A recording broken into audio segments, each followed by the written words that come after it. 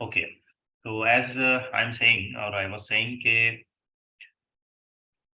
Numericals के साथ आज हमें आगे बढ़ना है for the conditions of gravitational intensity and as well as gravitational potential.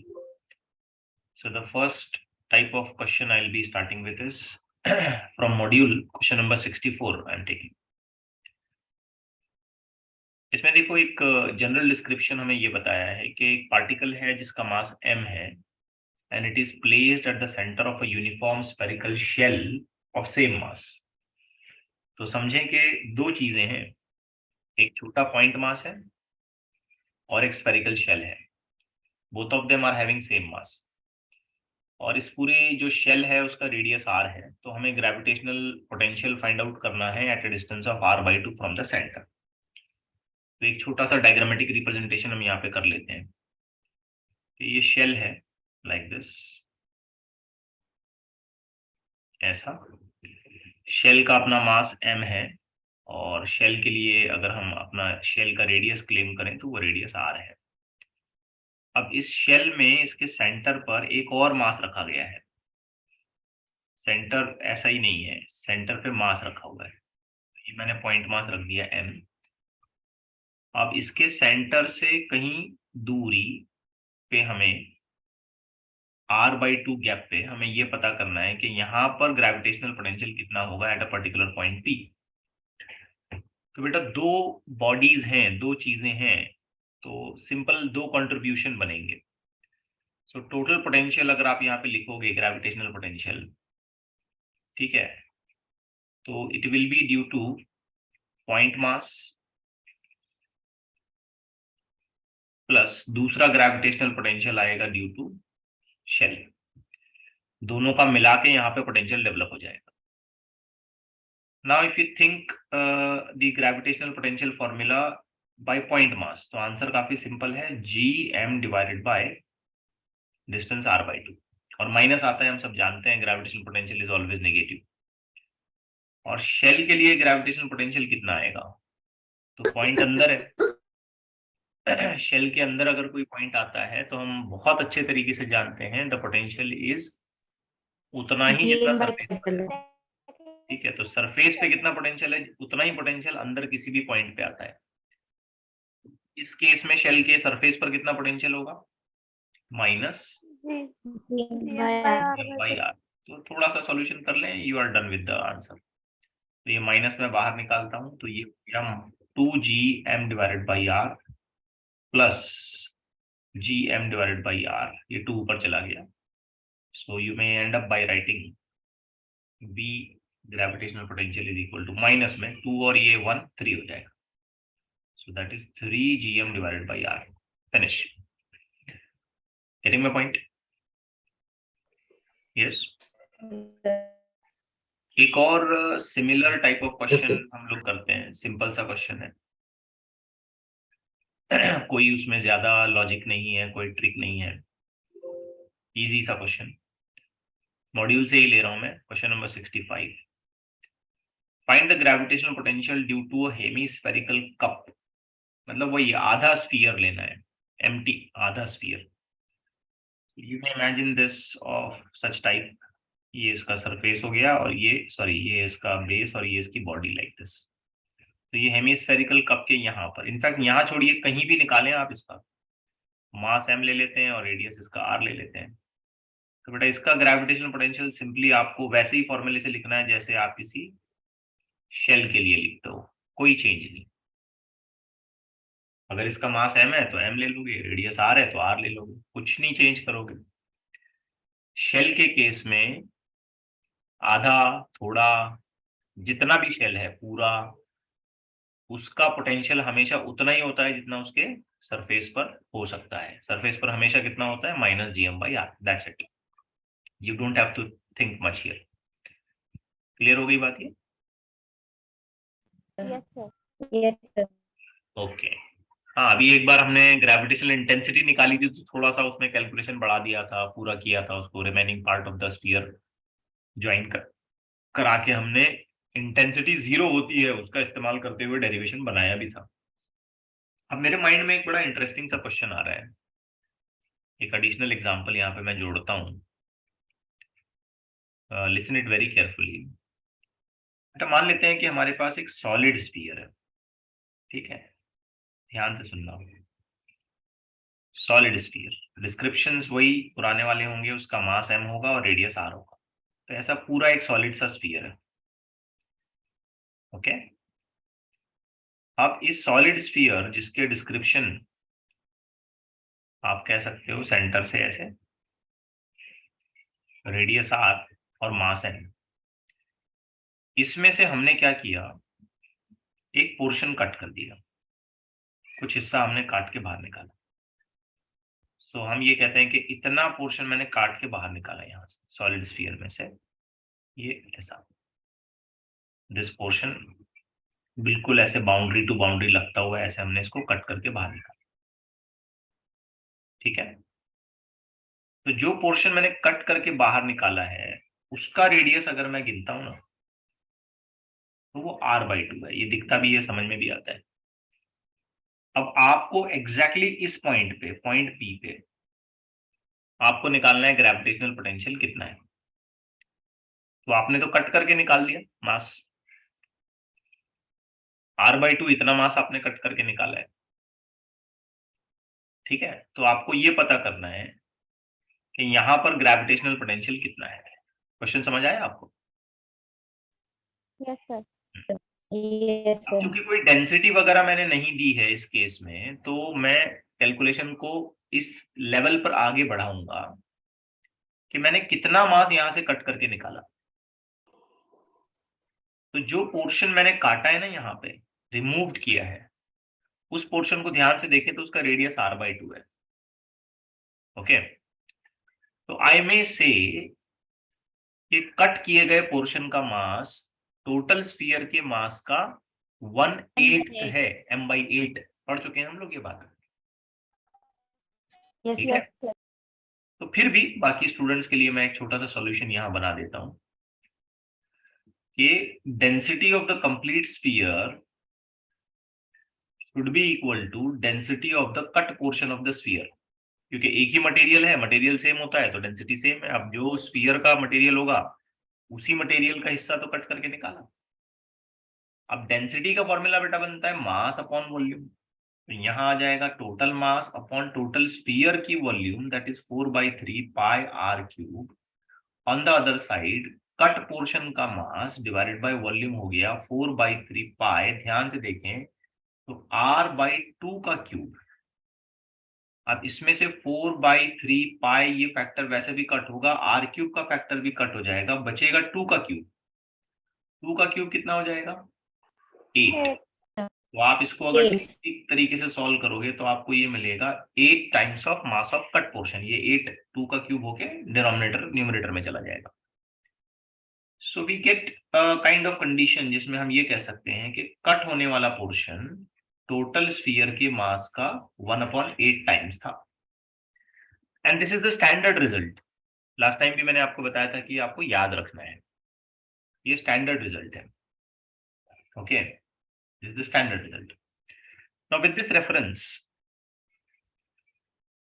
हमें अब ये पता करना है कि यहां पर कितना पोटेंशियल आएगा। तो इसे फाइंड आउट करने का सबसे सिंपल और आसान तरीका ये है कि आप पहले स्फीयर का पोटेंशियल निकालो। इसका पोटेंशियल निकालो पूरे स्फीयर का। ऐसे इमेजिन करके कैलकुलेशन करो कि ये कटवट कुछ नहीं किया गया है, टोटल स्फीयर का पोटेंशियल निकालो।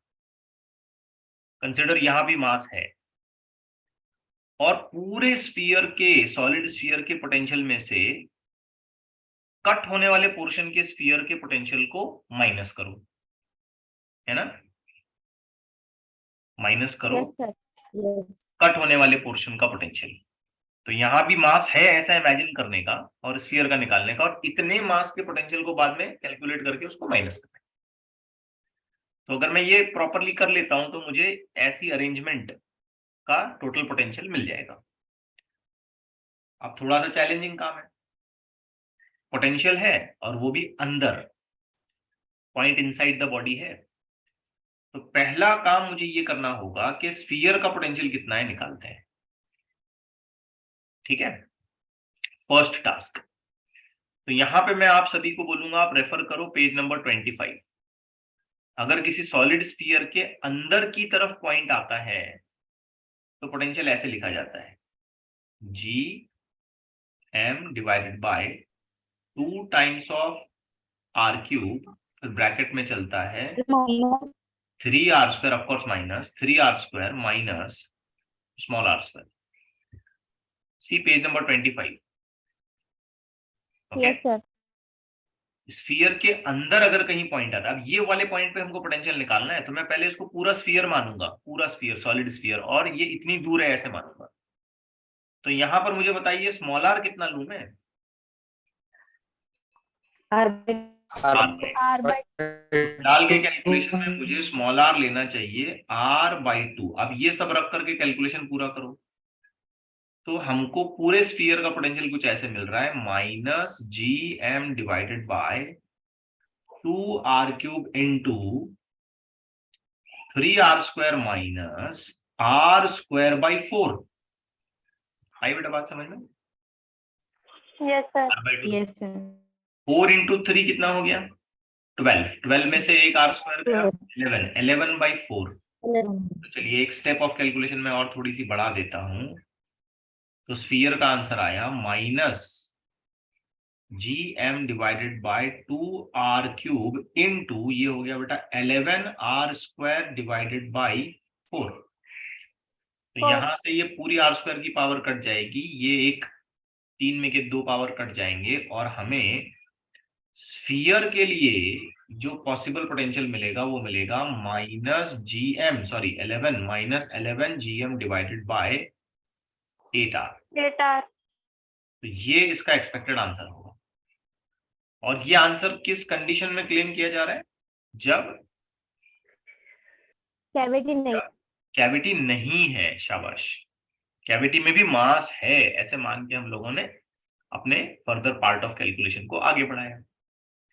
अब हमने कैविटी बना दी, कट वाला पोर्शन है यहाँ पे, तो हम सोचेंगे कि अगर यहां भी मास होता इतना ही छोटा सा, ठीक है, just like to represent the situation, इतना ही छोटा सा ऐसा मास होता, और इसका रेडियस हमें लिखना पड़ता r/2, और इसका मास हमें लिखना पड़ता m/8, तो इसके सेंटर पर, सेंटर ही है ना ये, तो सेंटर पे कितना पोटेंशियल आएगा? तो आपको मैं फिर एक बार सजेस्ट करूंगा, आप मॉड्यूल में जाइए, पेज नंबर 25 पे देखिए कि सेंटर पर पोटेंशियल का फॉर्मूला क्या है। तो सेंटर पर पोटेंशियल का फॉर्मूला कुछ ऐसे लिखना पड़ेगा, माइनस 3g m। m/8 लिखेंगे क्योंकि उसका मास तो m/8 है, डिवाइडेड बाई क्या लिखना चाहिए? 2r/2 और रेडियस जो है वो लिखना पड़ेगा r/2। सही है ना?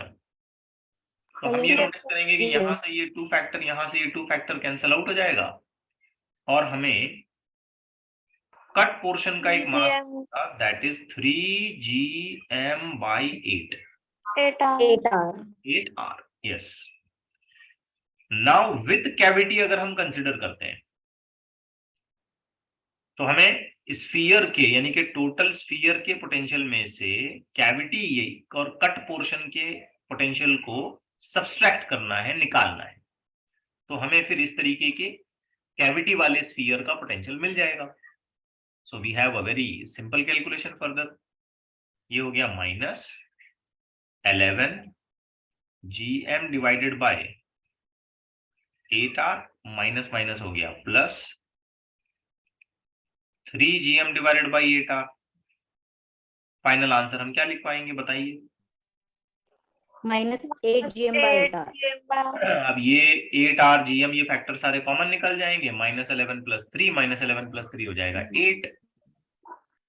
यस और नो? -8 -8, और सोचा जाए तो 8 भी कैंसिल आउट हो जाएगा, है ना? यस सर यस न्यूमरेटर में 8 आएगा, डिनोमिनेटर में भी तो 8 है, 8 और 8 भी कैंसिल आउट हो जाएगा। सो फाइनली आंसर क्या मिलेगा? -gm/r। दैट्स इट, ये हो गया इसका आंसर। अब ये आंसर्स बदलते हैं, ऐसा नहीं है कि हमेशा इस तरीके का आंसर आएगा। ये पॉइंट अगर मैं यहाँ सेंटर की बजाय कहीं और लेता, इधर चॉइस करता या इधर चॉइस करता, तो ये जो फॉर्मूला मैं अप्लाई कर रहा हूँ ना कट पोर्शन के लिए, वो भी बदलेगा, तो उसके अकॉर्डिंगली आंसर्स पूरे चेंज होंगे। तो हमें हर बार इस तरीके का प्रॉब्लम सामने आने पर एक अप्रोच में सॉल्व करना होगा, और वो अप्रोच बड़ा सिंपल है। एक कैविटी वाले स्फीयर के लिए अगर हम पोटेंशियल निकालना चाहते हैं तो टोटल पॉसिबल स्फीयर के पोटेंशियल में से कट पोर्शन के स्फीयर कट पोर्शन। माइनस करें, you will get your answer, that's it, done. आ गई बात समझ आप? Yes, sir. Yes, sir. Yes, sir. Now let's move on with some other type of questions. थोड़े बहुत कुछ और टाइप के क्वेश्चंस हम लोग देखते हैं, और बहुत सारा काम हमें करना है वर्क डन से रिलेटेड वगैरह, तो इंशाल्लाह that we will start doing in the next lecture. आज सिर्फ हम जनरल कैलकुलेशंस पोटेंशियल से रिलेटेड और इंटेंसिटी इफ नीडेड उससे रिलेटेड करेंगे। आपको ये याद होगा कि ग्रेविटेशनल इंटेंसिटी जो होती है that can be written as minus of rate of change of potential with respect to distance, है ना, डिफरेंशिएशन करते हैं। सही है, बता चुका हूं मैं आपको ये। Yes, sir. Yes, sir. और अगर हम पोटेंशियल फाइंड आउट करना चाहते हैं तो हमें क्या करना चाहिए, नेगेटिव लेवल पर ग्रेविटेशनल इंटेंसिटी का इंटीग्रेशन करना चाहिए। ये भी बता चुका हूं मैं आपको। Yes, sir. फर्दरमोर मैंने आपको शायद ये भी बताया कि ग्रेविटेशनल इंटेंसिटी तीनों एक्सिस के लिए पार्शियल डिफरेंशिएशन के तरीके से भी लिखी जा सकती है। डेबा यू बाई डेबा वी बाई डेबा एक्स, और यहाँ आ जाएगा आई कैप प्लस डेबा वी बाई डेबा वाई का डिफरेंशिएशन, यहाँ आ जाएगा जे कैप प्लस डेबा वी बाई डेबा जेड, और यहाँ आ जाएगा के कैप, और एक कॉमन ब्रैकेट लगा करके हम बाहर ही माइनस, तो x component, y component, z component, इस तरीके से भी हम लोग फाइंड आउट कर सकते हैं। Are you getting my point? ये पिछले लेक्चर में हम देख चुके हैं। Yes, sir. So let's start with a very interesting question to deal with the situation. See this question. Carefully देखें। आपसे यहाँ ये कहा जा रहा है कि gravitational potential due to a mass distribution is as such. Find the gravitational field. तो ग्रेविटेशनल फील्ड पता करो कह रहा है, मतलब ग्रेविटेशनल इंटेंसिटी। जब ये कहेगा ना ग्रेविटेशनल फील्ड पता करो, उसका मतलब ये होगा कि हमें ग्रेविटेशनल इंटेंसिटी निकालनी होती है।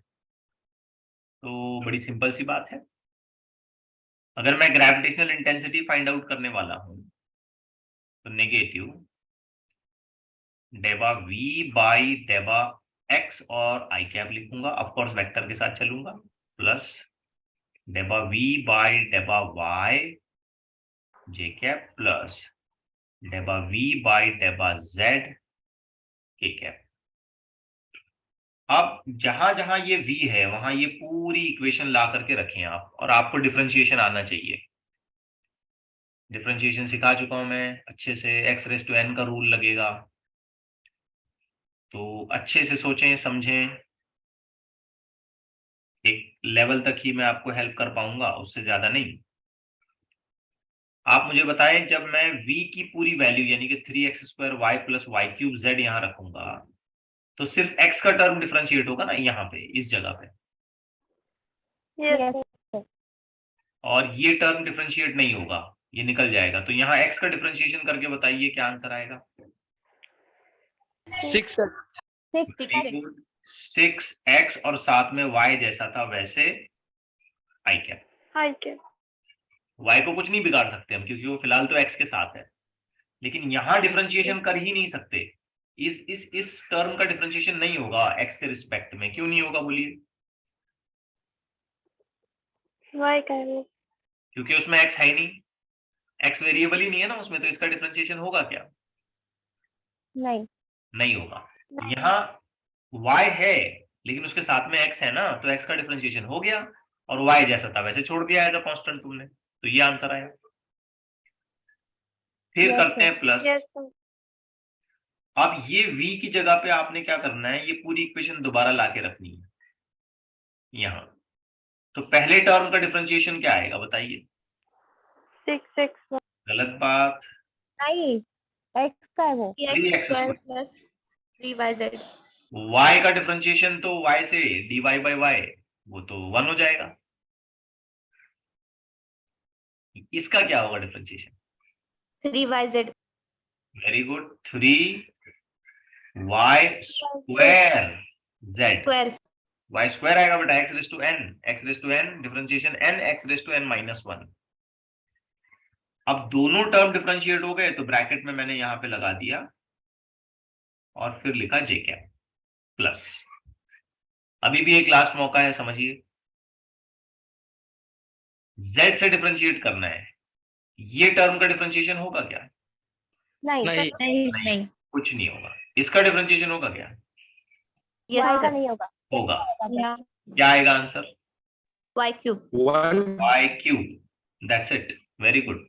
क्योंकि dz बाई डेबा z वो तो 1 हो जाएगा, z की तो कोई पावर ही नहीं है ना, तो dz बाई Sir. dz 1 हो जाएगा।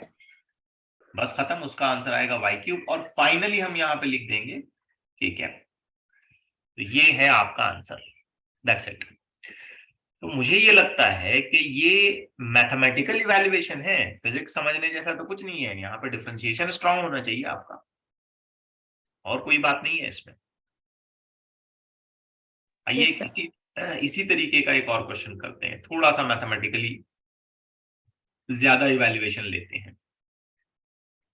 The gravitational potential in a region is given by this equation, okay. V is equal to this complete equation. In fact, you may rewrite this equation as such: 20x plus 20y. Find the magnitude of gravitational force. तो ये कह रहा है भाई force निकालो gravitation का, अगर object का मास 0.5 किलोग्राम है तो। ठीक है, अब फोर्स पर हम बच्चों बाद में बात करते हैं, पहले जरा ये तो निपटा दें कि ग्रेविटेशनल इंटेंसिटी कैसी आएगी। तो ग्रेविटेशनल इंटेंसिटी वेक्टर में मैं लिखूंगा नेगेटिव ऑफ डेबा v बाई डेबा x आई कैप प्लस डेबा v बाई डेबा y j कैप प्लस डेबा v बाई डेबा z k कैप। और the point? Yes, sir. Yes, sir. v की इक्वेशन रखें, x y z के अकॉर्डिंगली डिफरेंशिएट करने लगे। तो जब मैंने यहाँ पे v की जगह पे x के पैरामीटर x वेरिएबल के साथ इस इक्वेशन को डिफरेंशिएट करने के लिए रखा, तो ये डिफरेंशिएट हो जाएगा। बताइए इसका आंसर क्या आएगा? 20. 20, और आंसर आएगा I, दैट्स इट। x के वेरिएबल होने की वजह से यहां पर डिफरेंशिएशन नहीं होगा, इस चीज का डिफरेंशिएशन नहीं होगा। आगे बढ़ते हैं। 20 j कैप। यहाँ v 20 की cap. जगह पे ये 20 equation j cap. x differentiate नहीं होगा लेकिन y हो जाएगा, तो आंसर क्या आएगा? 20 j कैप। 20. j cap. और z तो है ही नहीं यहाँ पे, 0. Zero. z तो है ही नहीं यहाँ पे, तो 0 हो जाएगा डिफरेंशिएशन, z है ही नहीं। तो टेल मी के ग्रेविटेशनल इंटेंसिटी का मैग्नीट्यूड कितना है? ये तो वेक्टर निकाल दिया आपने। Under आप root अगर इसका 20 square. वेरी गुड बेटा शाबाश, आप इसका अगर मैग्नीट्यूड निकालते हो तो आंसर आएगा अंडर रूट में 20 का स्क्वायर प्लस 20 square plus 20 का 20. Square, that gives us N answer of 20√2, 2. ठीक है, न्यूटन पर किलोग्राम। तो ये हो गई ग्रेविटेशनल इंटेंसिटी का आंसर। बट आप सोचे होंगे कि यहाँ पे तो फोर्स पूछा है इसने और हमने तो इंटेंसिटी निकाली। तो यू मे रिकॉल कि ग्रेविटेशनल इंटेंसिटी का जब सबसे बेसिक फॉर्मूला मैंने आपको बताया था तो मैंने यही कहा था कि Force upon mass. F So F by N. ठीक है, तो ये हो गया बेटा 20√2। फोर्स को फिलहाल F लिख देते हैं और गिवन मास जो है ये 0.5 है। So F will become equal to 0.5 multiplication में गया और ये हो गया 20√2। So you may get an answer of 10√2 newton. ठीक है, 20 इंटू 0.5 करोगे तो 10 आ जाएगा। Got the point? Yes, sir. Yes, sir. Okay, एक और क्वेश्चन देखते हैं इसी तरीके का। थोड़ा सा लॉजिकल है, डिफरेंट अप्रोच के साथ, लॉजिक ज्यादा है। इस पर्टिकुलर क्वेश्चन में हमसे ये कहा जा रहा है कि x is equal to 2 centimetre वाली जगह पे ग्रेविटेशनल पोटेंशियल डिक्रीज हो रहा है विद दिस रेट। ठीक है, तो बेटा ये चीज हमको बता दी है इसने, dv/dr या dx कर दें, कोई प्रॉब्लम नहीं है। dv/dx x के रिस्पेक्ट में ना 10 जूल पर किलोग्राम मीटर, ऐसे ये डिक्रीज हो रहा है, मतलब dv/dx का ही फैक्टर दे दिया इसने। तो फिर ये हमसे पूछ रहा है कि इट इंप्लाइज, क्या इसका मतलब ये होता है कि ग्रेविटेशनल फील्ड का मैग्नीट्यूड, मतलब ग्रेविटेशनल इंटेंसिटी 2 सेंटीमीटर वाली जगह पे 10 न्यूटन पर किलोग्राम है। क्या इसका मतलब ये हो सकता है? क्या ये स्टेटमेंट ट्रू है या स्टेटमेंट ये फॉल्स है? बताइए। तो बच्चों ये कंफ्यूज करने वाली एक सिचुएशन हमारे सामने रखी इसने। आप अगर ग्रेविटेशनल इंटेंसिटी का पूरा पूरा फॉर्मूला लिखोगे तो आप ऐसे लिखोगे ना, डेबा वी बाई डेबा एक्स आई कैप प्लस डेबा वी बाई डेबा वाई जे कैप प्लस डेबा वी बाई डेबा z k cap. Now this will be in vector. Now in magnitude, if someone wants to write, तो हम क्या लिखेंगे? अंडर रूट में x कंपोनेंट है ना, उसका हम स्क्वायर कर देंगे, प्लस फिर हम y कंपोनेंट का स्क्वायर कर देंगे, प्लस फिर हम z कंपोनेंट का स्क्वायर कर देंगे। So this is the situation, x का स्क्वायर, y का स्क्वायर और z का स्क्वायर। ये सिचुएशन हम क्रिएट करेंगे। अब क्वेश्चन में ये कहा जा रहा है कि ये जो x वाला फैक्टर है वो इतना है। So if someone thinks only x component, अगर सिर्फ x कंपोनेंट के बारे में बात की जाती है तो इंटेंसिटी ये आ जाएगी 10 का स्क्वायर प्लस y नहीं है और z भी नहीं है, तो इसका आंसर 10 आ जाएगा, टन पर किलोग्राम। तो इस हिसाब से अगर कोई सोचने लगता है तो वो फौरन बोल देगा कि ये स्टेटमेंट कैसा है? ट्रू। लेकिन क्या हमें ये क्लियरली सजेस्ट किया गया है कि y और z में नहीं है? नहीं। ऐसा तो कुछ बोला नहीं। इसका मतलब y और z में कुछ वैल्यू हो सकती है क्या? हो सकती है, क्योंकि साफ साफ तो बताया ही नहीं है उसने कि y में 0 है और x में 0 है, सॉरी z में 0 है। So there is a chance, there is a possibility के y और z में कुछ पॉसिबल वैल्यूज हो सकते हैं।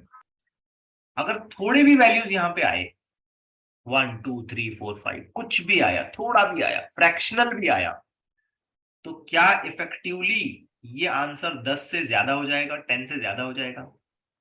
10 तो होना ही है। यहाँ 0 के बजाय अगर 1 और 1 भी आ गया, 12 भी हो गया, ये सब मिला के, तो 12 का उस हिसाब से स्क्वायर रूट करोगे ना तुम, 102 का स्क्वायर रूट करोगे तो वो 10 से तो ज्यादा ही होगा। तो क्या हम इस पॉसिबिलिटी को डिनाई कर दें, इस बात को पूरी तरीके से झुटला दें, या इस बात को पूरी तरीके से रिजेक्ट कर दें कि y में कुछ नहीं है और z में कुछ नहीं है? बोलिए। नहीं। हो सकता है ना, हो सकता है। देयर में B possibility of y and z components as well, y और z components की भी पॉसिबिलिटीज हो सकती है। तो अगर y और z कंपोनेंट की पॉसिबिलिटी वहां पर है तो इसका मतलब है आंसर 10 होगा या 10 से ज्यादा होगा? 10 से ज्यादा। हाँ, तो हम ऐसे कह सकते हैं कि greater than equal to 10, equal to तो पक्का है लेकिन ज्यादा भी हो सकता है, है ना? ज्यादा भी हो सकता है। अब हमें क्या कहा इसने? हमें तो कहा इसने कि 10 ही है। फिर ये करेक्टली बोले तो स्टेटमेंट कैसा है? फॉल्स। करेक्टली बोले तो पॉसिबिलिटी को डिनाई नहीं कर सकते ना कि भाई 0 है ही, पॉसिबिलिटी तो हो सकती है। So this might be a situation कि ये फॉल्स हो। कुछ एक और इंटरेस्टिंग क्वेश्चन मैं इसी सीक्वेंस में जोड़ता हूँ, खास करके वहां से जहां पे मैंने आपको इलस्ट्रेशन में दिया है, इलस्ट्रेशन या एक्सरसाइज बोल के जो सेक्शन दिया है, पेज नंबर 56 क्वेश्चन नंबर 213 देखें आप, वहां से भी मैं कुछ क्वेश्चंस यहाँ जोड़ रहा हूँ। पेज नंबर कितना बताया मैंने आपको? 56। ओके, क्वेश्चन ले लें आप 213। आई पेस्ट द क्वेश्चन, क्वेश्चन देख लें आप, you'll get to know calculation कैसे करना है। थोड़ा सा अप्रोच ऑफ सॉल्यूशन यहाँ उल्टा है। आपको पोटेंशियल गिवन है और फिर आपको ऑप्शंस के हिसाब से ये बताना है कि इंटेंसिटी क्या है। ग्रेविटेशनल इंटेंसिटी को यहाँ पर इसने ईजी बोला है। अब तक पढ़ते वक्त हमने क्या किया था, उसको आईजी बोला। तो कभी कभी क्वेश्चन की टर्मिनोलॉजीज में फर्क आता है, तो उससे घबराने की जरूरत नहीं है। नाम देख लें आप, जो नाम है उसके हिसाब से आप उसको वेटेज दें। So now in this situation हमें पोटेंशियल गिवन है और इस पोटेंशियल से हमें इंटेंसिटी निकालनी है। So you have a very clear cut idea, gravitational intensity is equal to negative of डेबा वी बाई डेबा एक्स, लगाएं आई कैप, प्लस डेबा वी बाई डेबा वाई, जे कैप लगा दें, डेबा वी बाई डेबा जेड, के कैप लगा दें। तो आइए अब बताइए, gravitational intensity is equal to minus. चलिए बोलिए, ये पूरा टर्म उठा करके अगर मैं यहां रख दूं तो क्या आंसर आएगा? 0 जीरो आएगा। कैसे जीरो आएगा बेटा? माइनस तो ठीक है, मैंने कॉमन ले लिया, बाहर कर दिया, माइनस माइनस का नहीं tension. KY plus x i cap in fact इस जगह पर डिफरेंशिएशन करते वक्त इस माइनस का भी ऑफ कोर्स मीनिंग बनता है, तो इसका आंसर आएगा माइनस में के वाई आई कैप। अब आगे बताइए, y के साथ डिफरेंशिएशन चल रहा है, माइनस में के एक्स समझिए और जे कैप, और उसके बाद आएगा 0। करेक्ट है? अब इसे फाइनलाइज करें, ये बाहर का माइनस अंदर मल्टीप्लाई कर दें आप। So E Z will be equal to K Y I cap plus K X J cap. So you have this as your choice of answer. Okay, in fact as per option देखें तो हमने क्या करना है कि y को k को common लेना है। तो आप k को कॉमन ले रहे हैं, y आई कैप प्लस x जे कैप। तो y आई कैप x जे कैप, y आई कैप x जे कैप तो यहां दिख रहा है, 2 बार दिख रहा है, b में भी दिख रहा है, d में भी दिख रहा है, लेकिन b में फर्दर उसने क्या बोला? Conservative.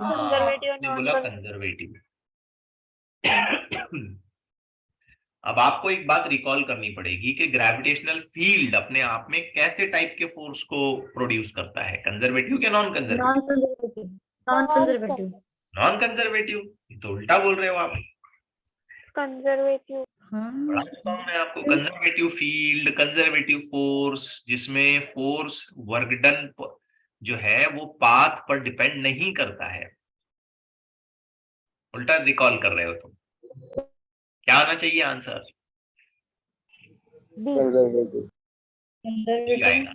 Conservative in nature. Gravitational field, electrostatic field, magnetic field, ये सारे कंजर्वेटिव होते हैं क्योंकि इन सभी फील्ड्स में वर्क डन पाथ पर डिपेंड नहीं करता है। ठीक है, अच्छे से इस बात को दिमाग में बिठाइए, कोई एरर नहीं आना चाहिए इसे पढ़ते वक्त। Now let's have another question. I'll be picking up 216, ये वाला क्वेश्चन ले रहा हूं मैं। मॉड्यूल पूरा आप सॉल्व करेंगे, मैं ऐसी उम्मीद रखता हूँ। हर एक क्वेश्चन आप बार बार सॉल्व करके परफेक्ट कर लेंगे अपने आप को। ग्रेविटेशन ये बड़ा आसान सा चैप्टर है and you will surely get one question, minimum one question in the NEET examination. Minimum बोल रहा हूं मैं, ज्यादा 2 या 3 भी क्वेश्चन आ सकते हैं। Now, in this particular question हमें ये कहा गया है कि gravitational field is this much, k by x cube, where k is constant. Taking the gravitational potential to be 0 at infinity, find its value at a distance of x. तो हमें given क्या है? देखें, given है intensity, और पता क्या करना है? पोटेंशियल। Potential. रिकॉल करें, आंसर ऐसा आएगा, dv is equal to negative integration of IG, फिलहाल x के साथ चल रहा है इसलिए dr. dx, IG की बजाय dx. EG बोलो, कोई प्रॉब्लम नहीं है, ठीक है। और हमें इसे लेना पड़ेगा राइट फ्रॉम 0 से लेकर के, बोला ना इसने, taking gravitational field to be 0 at infinity, तो 0 से लेकर के कुछ v वैल्यू, Infinity. ठीक है, और यहां हमें लिखना पड़ेगा इन्फिनिटी से लेकर के कुछ x distance. Clear? Yes, yes sir. कोई ज्यादा बड़ी बात नहीं है। अब dv का डिफरेंशियल सॉरी इंटीग्रेशन क्या हो जाएगा? v V. Upper limit lower limit के हिसाब से 0 और इंफिनिटी इज इक्वल टू, ये नेगेटिव, यहां थोड़ा काम करना है, इंटीग्रेशन इंफिनिटी से x, वैल्यू है डिफरेंशिएट इंटीग्रेट करने वाली k by X cube dx, ठीक है। अच्छा, यहां मैंने गलती की, इंफिनिटी नहीं लिखना चाहिए, मुझे लिखना चाहिए v, 0 से लेके v। V. Upper limit minus Zero से किया तो ये तो v हो गया, माइनस k मैंने बाहर निकाला, ठीक है। आप अगर ध्यान से देखें तो ये हो गया इन्फिनिटी से लेके x such that x raise to -3 dx। सोचा आपने मैंने क्या किया? Yes, sir. Yes. So now v is equal to minus of k, x raise to -3 का इंटीग्रेशन क्या होगा? X raised to -2 by 2. x raise to -2 divided by -2 ranging from -2. Infinity to x, correct है? Yes sir. Yes. ये minus, ये जो minus है ना यहाँ का, ये और ये माइनस आपस में मिला दो, Cancel. कैंसिल आउट कर दो तो प्लस हो गया। उसके बाद x रेज टू -2 को ऐसे लिखो, x का स्क्वायर, लोअर लिमिट लगा दो इंफिनिटी, अपर लिमिट लगा दो x, फिर थोड़ा सा सॉल्यूशन बनाओ कि 1 अपॉन x की जगह x रखो तो x का स्क्वायर माइनस अपॉन x की जगह रखो इंफिनिटी और उसका स्क्वायर कर दो। 1 अपॉन इंफिनिटी का कोई मतलब नहीं, माइनस 2x square. Sir, 2. हाँ, आई एम जस्ट फॉरगेटिंग 2, तो यहाँ आना चाहिए 2, तो ये मैंने 2 यहाँ बाहर निकाल लिया, ठीक है। तो 1 अपॉन इंफिनिटी का तो कोई मतलब नहीं है, ये टर्म अपने आप में 0 मीनिंग रखता है। फाइनली आंसर क्या मिलेगा? v is equal to k divided by 2x square. 2x square. तो यहाँ थोड़ा सा मैथ्स आपको अच्छे से आना चाहिए। अब आप ऐसे मत बोलिए सर हम नीट पढ़ना चाहते हैं, बायोलॉजी की तरफ हमारा ज्यादा रुझान है, we do not want to go into it. ऐसा नहीं है, आपको एक लिमिटेड सिचुएशन मैथ्स की जो है लिमिटेड फॉर्मुलीज जो है वो आने चाहिए, and all these mathematical conditions I have given you. 7-8 फॉर्मूले होते हैं, बिल्कुल शुरुआत में मैंने आपको बताया मैथमेटिकल मेथड्स फॉर फिजिक्स के लिए। अगर वो 7-8 फॉर्मूले आप याद रखते हो, मोर देन सफिशिएंट, इनफ है, सब कुछ उसी में से मिला के आ रहा है, देखो तो, समझे? Yes sir. एक और क्वेश्चन देता हूं, आप ट्राई करें, लास्ट क्वेश्चन है आज के लिए, और give me a very correct answer to it. सब लोग सॉल्व करेंगे इसे और मुझे एकदम करेक्ट आंसर बताएंगे कि क्या आंसर आता है। आप मेरा सॉल्यूशन नहीं देखें, आप अपने हिसाब से अपना सॉल्यूशन बनाना शुरू करें। तो यहां पर भी जो है ना इंटेंसिटी गिवन है और हमें पोटेंशियल पूछा है, पोटेंशियल निकालना है। सो लेट मी राइट, 0 से लेके v dv is equal to infinity से लेके कोई x distance i dx।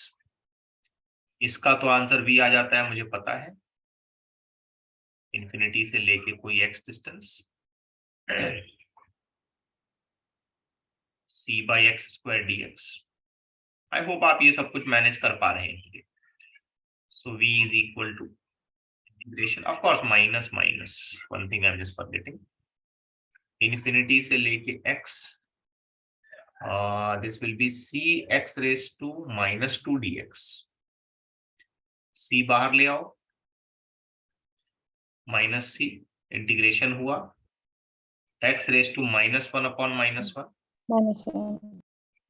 Infinity से x, माइनस माइनस एडजस्ट हो गया। After adjusting the values of minus with minus, v is equal to c, if I'm not wrong, 1 upon x, infinity से लेके x, put up the values of x there, so you may get c 1 upon x minus 1 upon infinity। 1 upon infinity is a meaningless term, 0 हो जाता है वो। Therefore potential का final formula हमें मिला c by x। Option B. Option B. इसका सही आया? Yes, how many of you done correctly? मेरा ऐसा से Boys में से? Yes, sir, आया। Okay. सर सही आया There are मेरा। some general questions we were discussing। अब इतनी बेसिक बातें हमें आनी चाहिए। अगली क्लास में इंशाल्लाह हम वर्कआउट करेंगे वर्कडन पर। वर्कडन से रिलेटेड कुछ क्वेश्चंस को समझने की कोशिश करेंगे कि ग्रेविटेशनल फील्ड में अगर हम मासेस को एक जगह से दूसरी जगह ले जाते हैं तो वर्कडन कैसे कैलकुलेट किया जाता है, उसमें शॉर्टकट ट्रिक्स कैसी हैं, क्या अप्रोच हैं जिससे हम क्विकली वर्कडन से रिलेटेड कैलकुलेशन को सॉर्ट आउट कर सकते हैं। और ऐसा करते करते हम आगे बढ़ेंगे इसके वेलोसिटी, बाइंडिंग एनर्जी, सैटेलाइट को एक जगह से दूसरी जगह शिफ्ट करने में कितनी एनर्जी की रिक्वायरमेंट होगी, कितना वर्क डन करना पड़ेगा, so on, then the chapter will finish. ठीक, चलिए रुक जाए फिर यहाँ पे। Yes, sir. Yes, sir.